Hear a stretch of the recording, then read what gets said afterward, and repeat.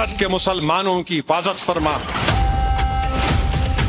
ये जालिम हुकूमत इन वक्फ की जायदादों को बर्बाद करना चाहती है।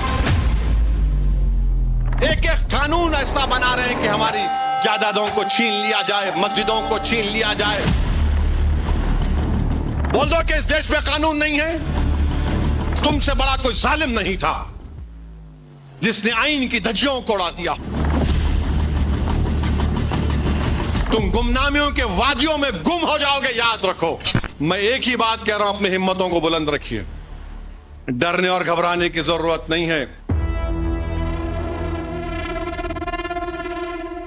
हैदराबादी भाईजान का दर्द है कि जाता नहीं। वो एक बार फिर से आग बबूला है। एक बार फिर नई कम्युनल स्क्रिप्ट के साथ आए और फिर से हेट स्टोरी वाले लाउडस्पीकर को ऑन कर दिया। देश के मुसलमानों से कहने लगे कि डरना नहीं है और डरने और घबराने की हमको और आपको जरूरत नहीं है। मैं जानता हूं हमारे वतन अजीज में बहुत से ऐसे हालात पैदा किए जा रहे हैं। अब कोई बोल रहा है कि इनकी खबर तोड़ देंगे, कोई बोल रहा है हम ये कर देंगे। ये लोग डराने की सियासत अगर कर रहे हैं तो याद रखो, हम सिर्फ अल्लाह से डरने वाले हैं, इख्तिदार की कुर्सियों पर बैठने वालों से डरने वाले नहीं हैं। मुद्दा कोई भी हो, मामला कहीं का भी हो, उसमें हैदराबादी भाईजान की एंट्री तय मानी जाती है और फिर वो अपना नफरती लाउडस्पीकर ऑन कर देते हैं।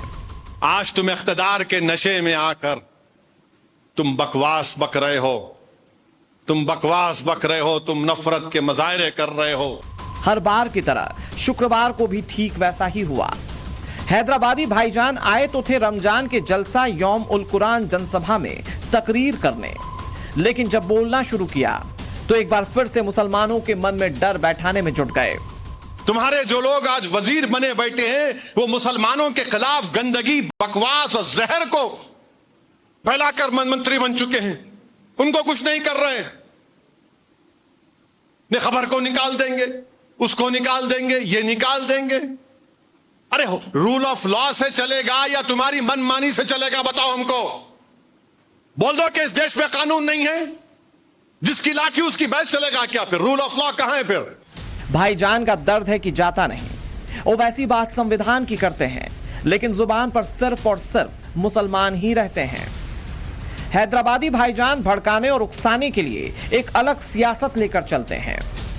ओवैसी की राजनीति का भड़काऊ सिरा कहां से जुड़ता है, यह भी आपको आगे बताएंगे।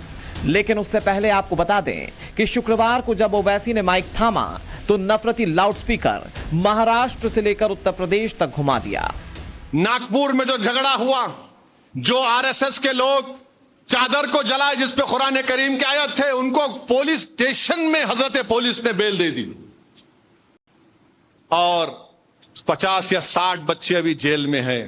और चीफ मिनिस्टर बोल रहे जो साजिश की उनकी खबर खोद दूंगा। अरे जो करे, फोटो नहीं दिख रही आपको? आप ही के बयान की वजह से हुआ ना। आप ही के शहर में कोई एक मेला लगाते उत्तर प्रदेश में, एक पुलिस के ऑफिसर का वीडियो देखा, नहीं उन्हें लुटेरा था, तुम मेला नहीं लगाना। कैसे मालूम तुम कौन लुटेरा था? नहीं लुटेरा था, तुम नहीं लगाना। अच्छा लिख के दे दो लुटेरा था, कानून बना दो लुटेरा था, और हमको बताओ लुटेरों का कौन कानून बना के बोलो ये सब लुटेरे हैं, और हमको ये बताओ कि कौन लुटेरा नहीं था उसका भी कानून बनाओ। अब जब महाराष्ट्र में नागपुर हिंसा की आग में झुलस चुका है, औरंगजेब की कब्र पर सियासत थमने का नाम नहीं ले रही है, तो उत्तर प्रदेश के संभल में सालार मसूद गाजी के नाम पर लगने वाले सालाना नेजा मेले पर प्रशासन ने रोक लगा दी है। इतना ही नहीं, सीएम योगी आदित्यनाथ ने बड़ा बयान देते हुए यह कह दिया है कि किसी भी आक्रांता का महिमा मंडन देशद्रोह की नींव को मजबूत करना है। बस इसी बात पर ओवैसी का गुस्सा फूट पड़ा। आक्रांता का महिमा मंडन का मतलब देशद्रोह की नींव को पुख्ता करना, और स्वतंत्र भारत ऐसे किसी देशद्रोही को स्वीकार नहीं कर सकता है। 1000 साल से मेला होता है, बोले नहीं लुटेरे का मेला नहीं करना। कौन है तुम ये डिसाइड करने वाले? क्या BNSS में लिखा हुआ है लुटेरा? क्या कानून में लिखा गया लुटेरा? नहीं, नाम वो है लुटेरा। अरे तुम क्या कर रहे हो उस देश को?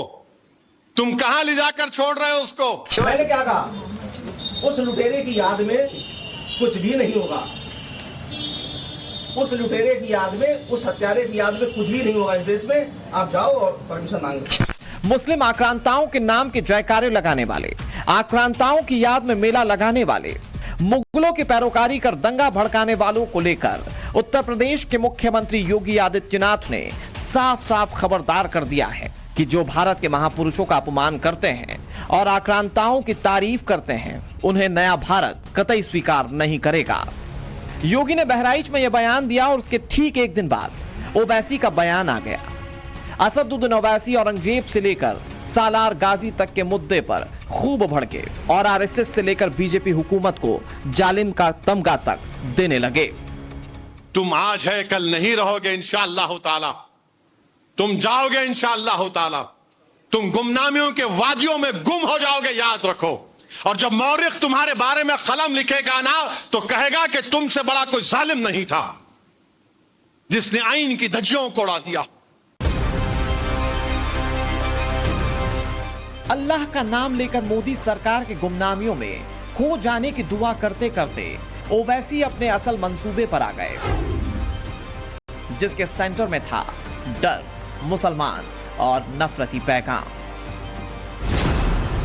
पैगाम ये कि मुसलमानों की पहचान खतरे में है, मस्जिद कब्रिस्तान खतरे में है, वक्फ संपत्तियां खतरे में हैं, मुसलमानों की जायदाद खतरे में है, लेकिन मुसलमानों को डरना नहीं है।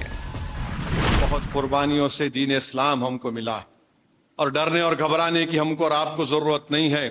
अल्लाह उसका रसूल हमारे साथ हैं, हरगिज डरने की जरूरत नहीं। वो वैसे डर वाला वही फॉर्मूला निकाल लाए थे। ट्रिपल तलाक से लेकर यूनिफॉर्म सिविल कोड और वक्फ संशोधन बिल से लेकर संभल के नेजा मेले को बहाना बनाया। फिर मुसलमानों से कहा कि डरने की जरूरत नहीं है। लेकिन सवाल है कि ओवैसी जिस डर की बात कर रहे हैं, वो डर कौन फैला रहा है? आखिर डरा कौन रहा है? तो इसका जवाब है जगह जगह से आ रही ये तस्वीरें, जो बता रही हैं कि डरा कौन रहा है और डर कौन फैला रहा है। महाराष्ट्र के नागपुर से लेकर मध्य प्रदेश का महू बीते दिनों हिंसा की आग में झुलस चुका है। सैकड़ों की भीड़ में दंगाई तोड़फोड़, पथराव और आगजनी कर चुके हैं। नागपुर में तो पेट्रोल बम तक का इस्तेमाल किया गया। नागपुर और महू हिंसा का पैटर्न हूबहू मिलता है। दोनों जगह ज्यादातर दंगाई नकाब में नजर आए, हाथों में लाठी डंडे और हथियार के साथ दिखे। दोनों ही जगहों पर कार, बाइक समेत दर्जनों गाड़ियों में आगजनी की गई। इस प्रकार से आगजनी करना, लोगों के गाड़ियों को तोड़ देना, पत्थरबाजी करना, ये किसी भी हालत में सहन नहीं किया जाएगा और इस पर कड़ी से कड़ी कार्रवाई ये हमने शुरू कर दी है और ये जारी ही रहेगी जब तक हम लोग ये जो दंगे है इनको सबक नहीं सिखा देंगे। नागपुर हिंसा में दंगाइयों से लेकर अफवाह गैंग पर सरकार सख्त है। सरकार चेतावनी भी दे रही है कि दंगाइयों को सबक सिखाए बिना नहीं छोड़ेंगे। इस बात पर ओवैसी का दर्द छलक उठा। 50 या 60 बच्चे अभी जेल में हैं और चीफ मिनिस्टर बोल रहे जो साजिश की उनकी खबर खोद दूंगा। ये लोग डराने की सियासत अगर कर रहे हैं तो याद रखो, हम सिर्फ अल्लाह से डरने वाले हैं, इख्तिदार की कुर्सियों पर बैठने वालों से डरने वाले नहीं हैं। ओवैसी इतने पर ही नहीं रुकते, वो तो गजब महीन कारीगरी से मुसलमानों को अपने मंसूबों को समझा और बता भी रहे हैं। एक एक कानून ऐसा बना रहे हैं कि हमारी जायदादों को छीन लिया जाए, मस्जिदों को छीन लिया जाए। ट्रिपल तलाक का गलत कानून बनाया, CAA का कानून मजहब की बुनियाद पे बनाया।